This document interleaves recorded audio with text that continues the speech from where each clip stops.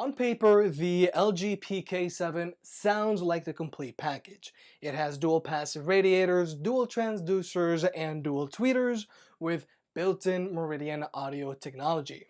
It even has a built-in light feature, and it somehow won a Red Dot Design Award.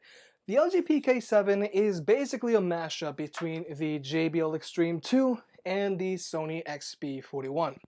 But I feel this speaker performs as good as it looks. The LG PK7 retails for $250, which is what the Sony XB41 retails for, and $50 less than what the JBL Xtreme 2 retails for. But the PK7 is currently on sale for $180, for good reason. If you're on the market for a large portable speaker, I suggest you consider the XB41 or Xtreme 2 instead of the PK7. If you want to pick either of these speakers up, I'll have links in the description below, and if you use the links, it really helps out the channel. I suggest you check them out because Sony speakers routinely go on sale, so you might get lucky. And also, check out the numerous shelf down below. First, let's talk about design. I know design is subjective, but this is one ugly looking speaker.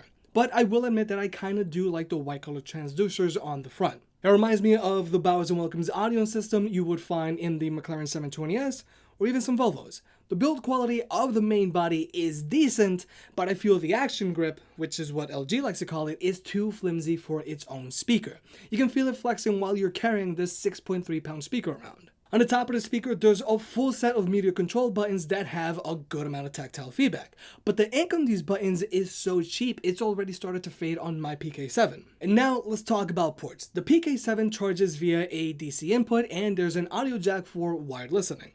But unfortunately, the speaker doesn't have a USB out, so you can't charge your own devices. Regarding tech specs, the PK7 has a 10,400 mAh battery and LG advertises a 22-hour battery life on the PK7.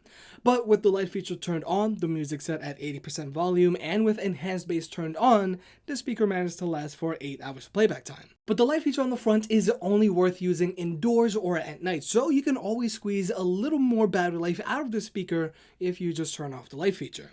The PK7 is also rocking an IPX5 certification, so a little bit of water won't be a problem, but you shouldn't submerge it.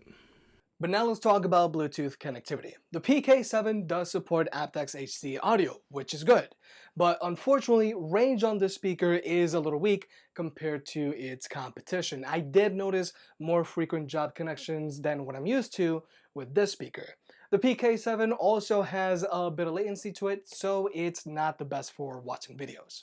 Just like most other portable speakers, you can pair the PK7 to another LG PK speaker, but you can only pair this speaker up to one other LG speaker, which is laughable compared to Sony and JBL, because those speakers allow you to pair up to 100 speakers together. Now, like I've said in the past, you don't need that, but I do think these speakers should be able to pair up to at least 5 speakers. But now let's talk about speaker setups. The PK7 has a similar speaker setup to the JBL Xtreme 2.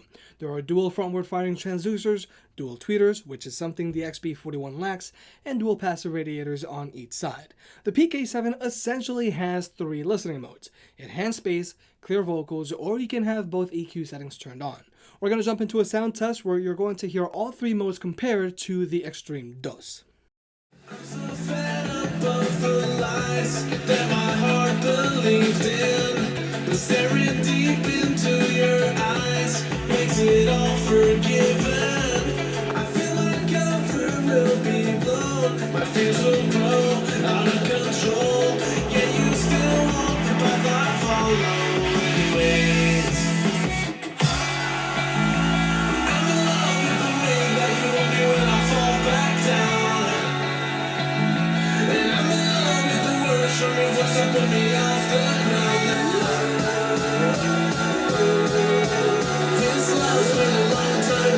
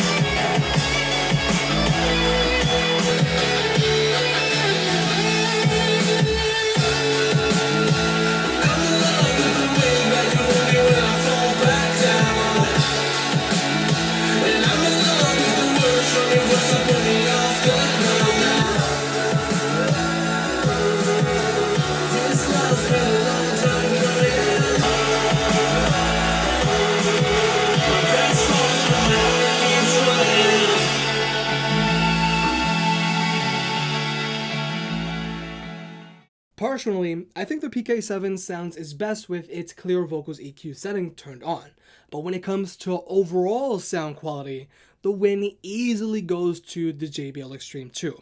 My problem with the LG PK7 is that it lacks clarity and instrument separation. The soundstage is also pretty narrow, and even after a good break-in period, the bass still likes to distort. Whereas the bass on the Xtreme 2 is deeper and stays well put together even when listening to bass-heavy music. But my biggest issue with the LG PK7 is that it doesn't get all that loud. At max volume, the Xtreme 2 and XB41 easily stay above the 100 dB mark. But when the PK7 is playing the same song at max volume, it has a hard time just getting above the 100 dB mark. And for comparison, the XB41, which is considerably smaller than the PK7, is just as loud, and if not a little louder, than the PK7. And finally, let's talk about this speaker Zap. There is one, but it's only available on Android. It works fine, but it is pretty limited.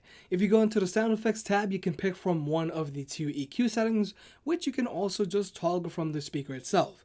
Or if you go into the lighting effects tab, you can pick from a few different color options. You can really only select the speed at which you want the lights to blink and what colors you want to show up. But you don't have actual different lighting modes like you would find on the XB41, where you can choose from rave, chill, strobe, and a few others. But if you're strictly looking for a speaker with RGB lighting for your dorm room or something, then you'll be better off with the JBL Pulse 3. And here's the microphone test. There's a lot of amplification going on, so there's a lot of echoing and tinning. So I'm not a fan of this microphone. But this audio clip is being recorded by the microphone on the LG PK7, so you can be the judge of that. So overall, I can't recommend the LG PK7. Even though its build quality is okay, its overall design and built-in light feature just doesn't look that great compared to other speakers out there. But looks aside, it just doesn't perform well.